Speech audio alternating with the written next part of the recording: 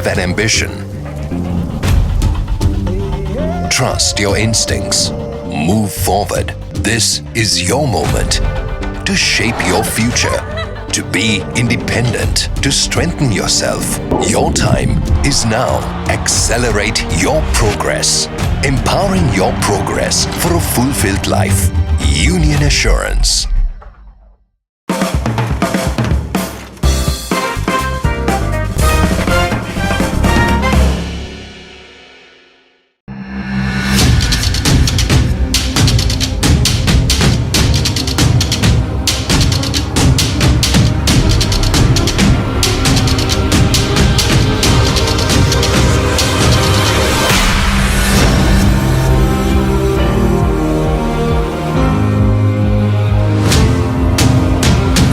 This is an international movie. I will be distributing it internationally and I hope it's successful. So I'm very happy with the movie and the product as a producer that has come out.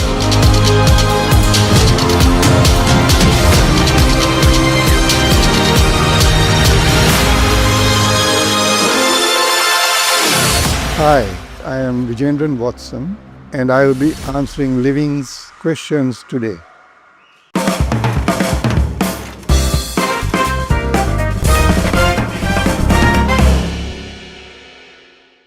Welcome to Living Gets Real, Vijendran. It's a pleasure to have you with us today. Thank you. So let's talk about Hello from the Other Side. What inspired you to write Hello from the Other Side, and what message were you hoping to convey through this movie?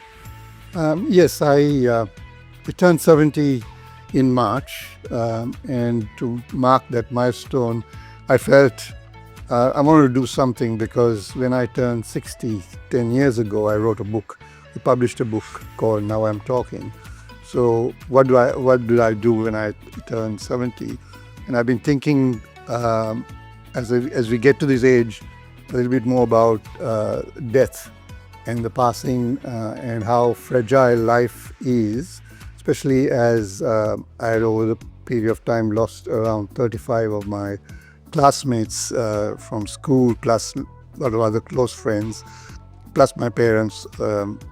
And so this was a subject that I wanted to explore and research and make a movie. But I didn't want it to be a documentary or something in your face about death because people get put off by the subject. So I thought I'd make it a drama that encompasses some of the messages I wanted to give with that, about the fragility of life, as well as another subject which was parental behaviors and how that influences their children growing up.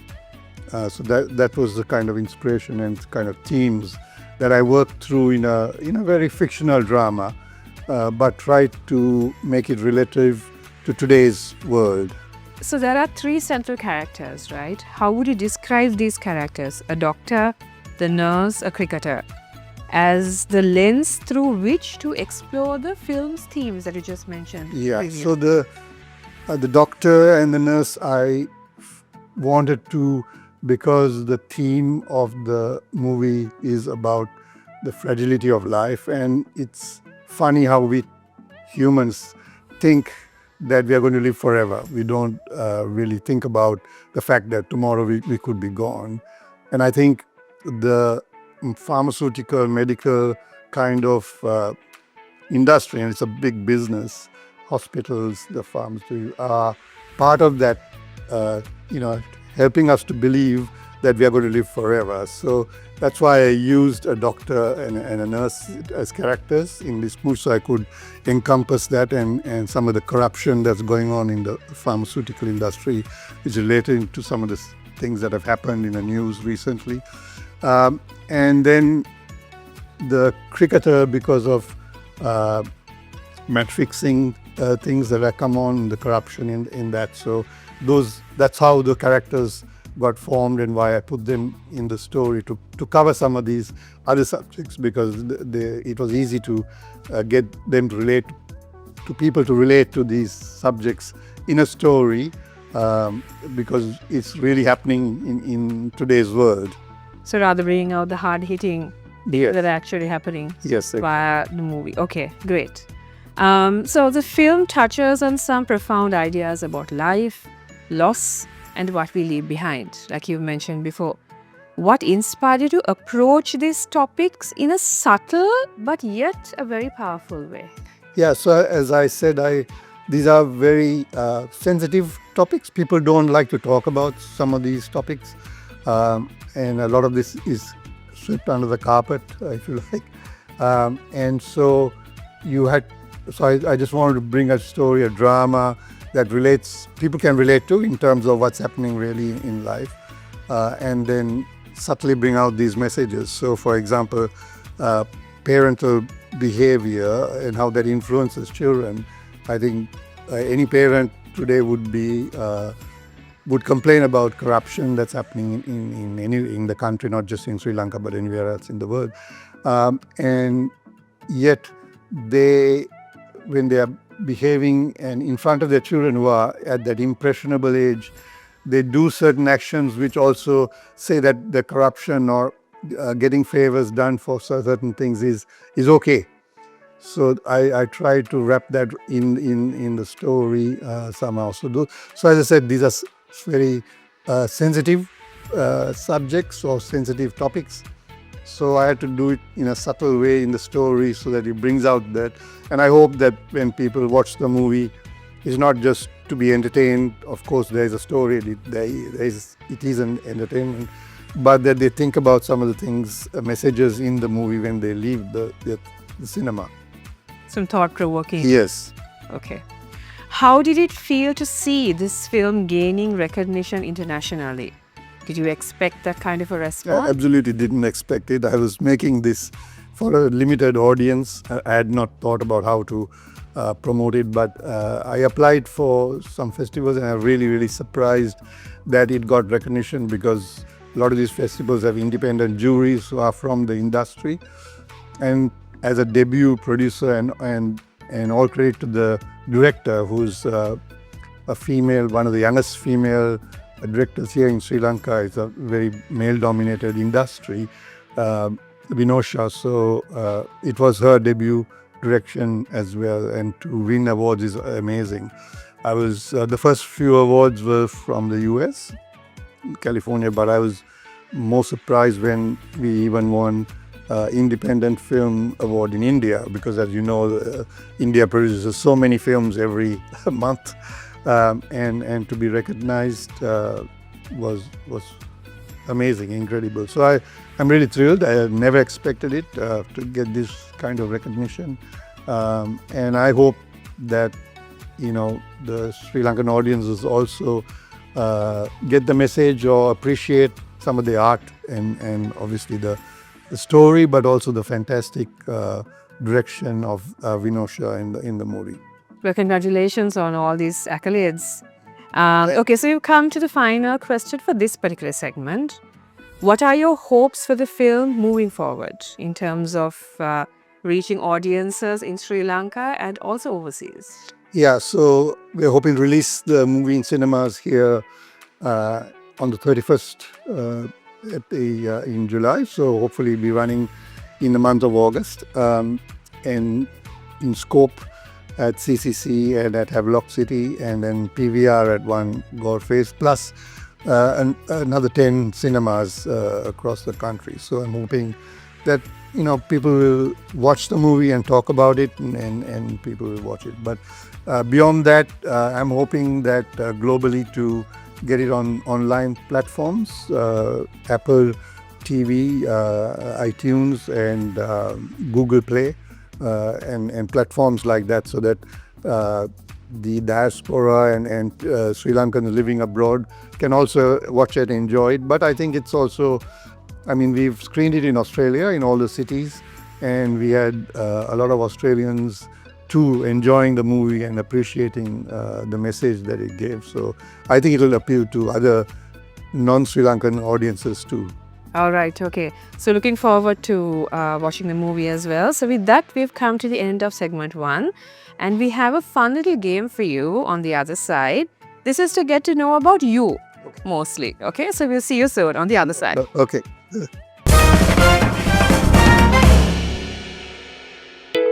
latest issue of LMD is available at lmdmall.lk. You can also access the digital version on Press Reader, Maxter, our social media platforms and WhatsApp. The Voice of Business, a legacy of 30 years.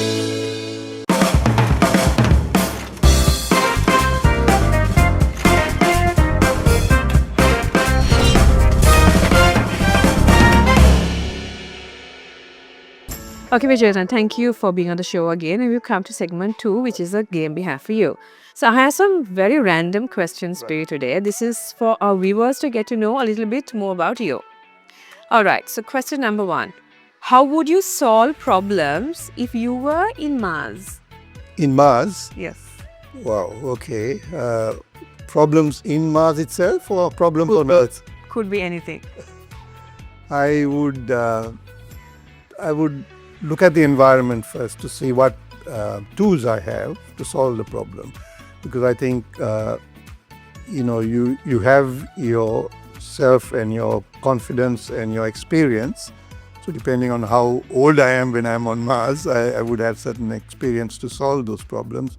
But I think you also need help from others. So if the subject matter is something you don't know about, you hopefully can find somebody who has a little bit of an idea about that and get some advice.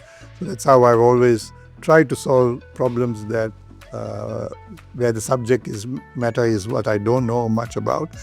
Try to get help from others. So if you were a tree, what kind of tree would you be and why? I think I'd be an oak tree, because I think I like to think I'm well-rooted and steady, somebody who people can depend on, reliable, and also protective, give shade, and be there as a presence. That's lovely. Okay. If you had to be shipwrecked on a deserted island, but you had all your human needs, such as food and water, etc., that were taken care of, what 2 items would you want to have with you? What other 2 items? A good book to read. I think it keeps your mind. So something that will keep my mind, not to be bored, to keep my mind occupied and do things. So definitely a book, and maybe some tools to, use it to make things with materials that I could find on the island, either to help my life a little bit better and also to be creative, to do something that's creative. If you could compare yourself with any animal, which would it be and why? Elephant. Okay, and why? It's a good memory and remembers things. So, and I think even though they're a big giant, they're actually very gentle creatures. They have very human nature in terms of looking after their family. They're young. They're protective when there's danger. So I feel that that would be the kind of animal I'd want to be. So what song describes you the best? Well, one song is this movie is Hello from the Other Side. So I think that is also a song that could describe me, because I wanted to give messages that people would pass if they had passed on to the other side to others. So it's a kind of saying you need to think about these things yourself. So it's something that I want to tell other people about. If someone wrote a biography about you, what do you think the title should be? Well, I wrote an autobiography which said, "Now I'm Talking." I think I'd like that title too. So I've achieved quite a bit.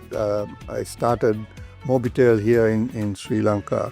I've rolled out mobile networks in India, Bangladesh, and Myanmar and other places. But I never boasted about it or talked about it. But I think in the autobiography or a biography, I'd like people to know some of those things I've done which helped expand mobile communications and help improve people's lives in rural areas, not so much in the cities, but in rural India or rural Bangladesh and in rural Myanmar.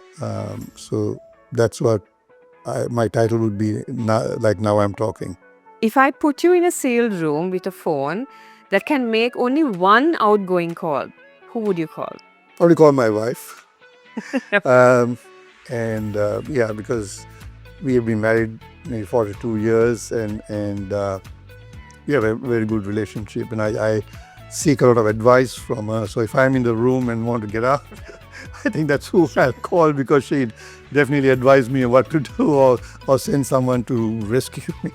So if you can be a character in a movie or a TV show, which would you pick and why? Someone who is like a father figure, advising maybe younger people, if that movie had that type of character, who's giving advice to younger people, giving opportunities to younger people to be better for themselves, because I think that's a great passion of mine that I want to do. So I think if I had a role to choose, that's what I would like to do, to have that role, because I think I could play it very well, because I'm passionate about that. Where would you go if you were invisible? I'd love to go into some cabinet meetings or somewhere where, there's things happening which are not maybe, with subterfuge. So I like to understand why people do things sometimes that really don't help people. So to being there and listening to conversation may make me understand a little bit of why they are making such decisions. So that would be my curiosity to I find guess out. a lot of us would like to be there with you. So if you wake up tomorrow having gained any one quality or ability, what would it be? Something I want Yeah, it could be a quality or an ability to do be something. to actually have a bit more, to be able to converse with people a bit more freely. I guess that's one of my shortcomings, is that a lot of people say you're very quiet or you don't talk so much.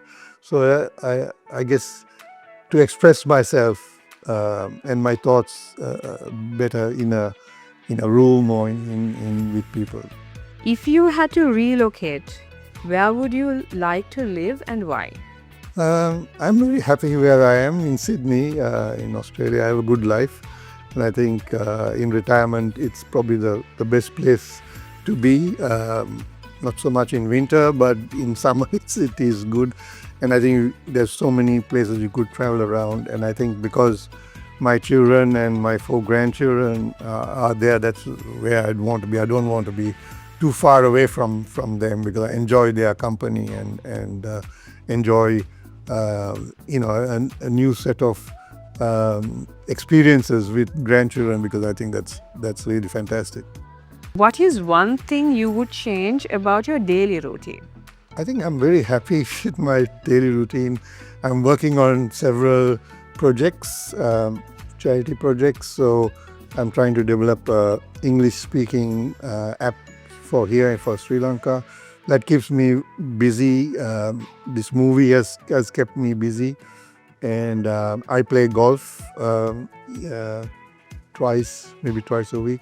So my routine is quite full. So I think there's no time to do anything else. I'm even though retired, quite busy. What would be the hardest thing to give up? The hardest thing would be mobility. So because I love walking, I love playing golf, and I guess mental agility as well. So it's 2 things, so that